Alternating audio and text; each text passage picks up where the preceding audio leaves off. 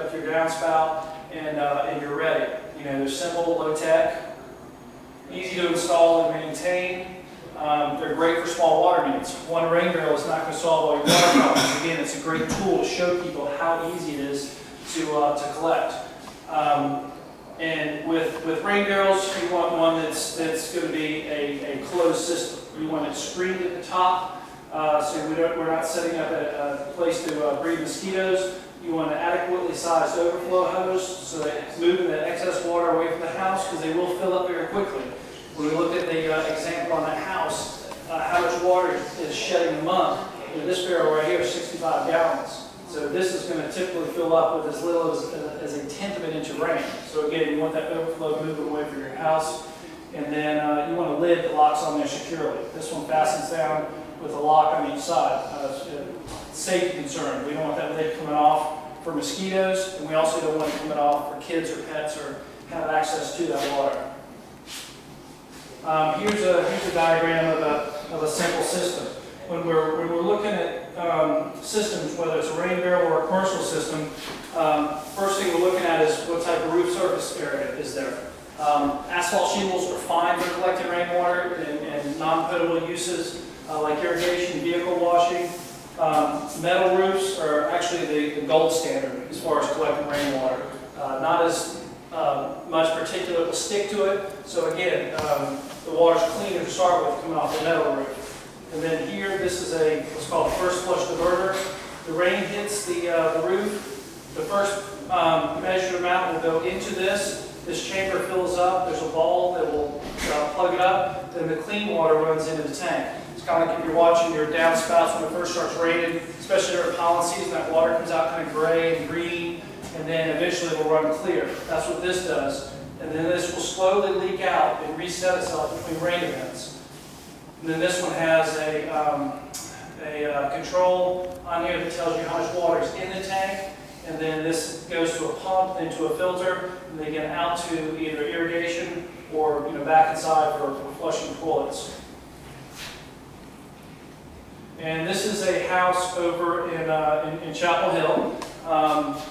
The gentleman who owns this house works for the EPA, so he got Southern Energy, did their solar on it. And then here he wanted this is a 1,000-gallon, it's a rain barrel for all intents and purposes. We kind of draw the difference between rain barrels and cisterns when you start adding first flush diverters, pumps, that kind of thing. That falls into more of a system that's a cistern.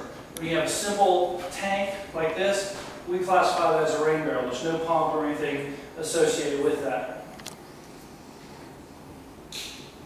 And then here it is. We're getting ready to install it.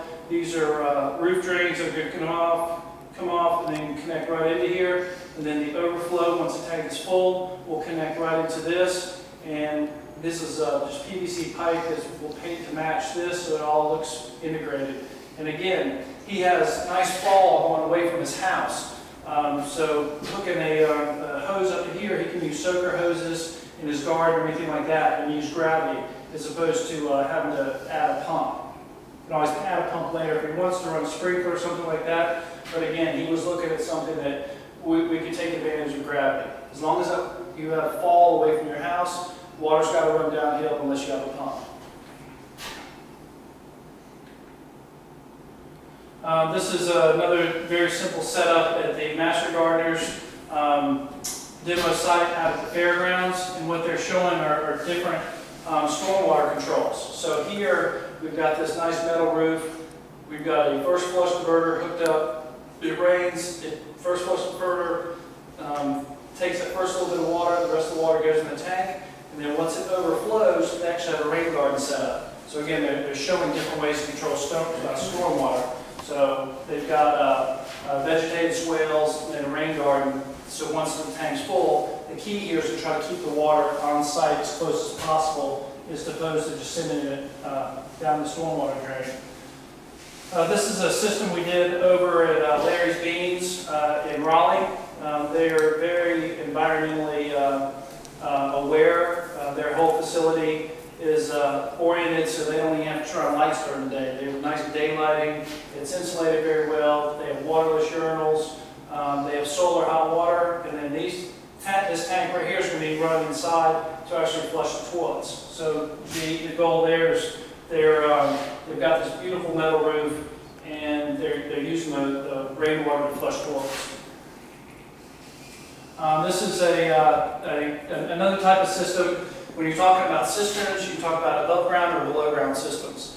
And obviously the one for Larry's there, and even the one before that are above ground systems. This one is for a below ground system, and this is the house. They had a really nice budget, so it was they wanted to not see the system at all. They thought this is like a neighborhood that you don't have big tanks sitting out there. They wanted to collect the water, but they didn't want to see it. So we designed a system that would go below the backyard, below the patio. So here we have our excavation. This is a modular system where these actually provide strength for the strength for the tank itself. And you lay these modules out and then wrap it up with a PVC liner. So it will provide strength above it, and yet this has a 95% void rate. It's like milk crates. And here we've got, this is a better view of the modules. And here we have our PVC liner, and this is a non-woven geotextile, which just helps protect that liner so we don't rip it or damage it as the system's going in. And then all the crates going in. This is approximately 7,000 gallon system. A nice view of the modules. And again, these are great because of the strength they provide. You can actually set these up where they'll take an H20 load, which is a highway load. So once we have this set up, there's no risk of if a car did have to drive through the backyard, which they weren't planning on, it's not going to fall into the cistern. It will take loads. And here we're wrapping up the PVC liner, more of the non-woven geotextile to just help protect that liner.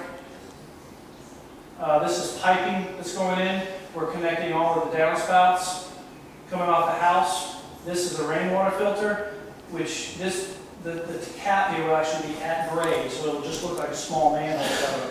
Water comes in, goes across this stainless steel filter, then the clean water goes into the tank.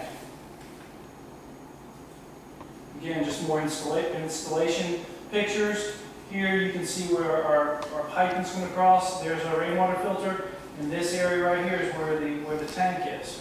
So we've got equipment out there working, backfilling it, and they're also putting in this small retaining wall.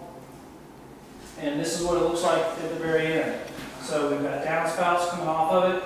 The fall of the land kind of comes back this way. So again, water's got to run downhill. We're taking advantage of gravity feed into the system, and it goes, our rainwater filter's right there, and it goes, that's our tank. So again, you don't see it, and they still have plenty of usable space out here. We've got a couple of valve control boxes, which again, the way this wall is oriented from the house, you don't even see those.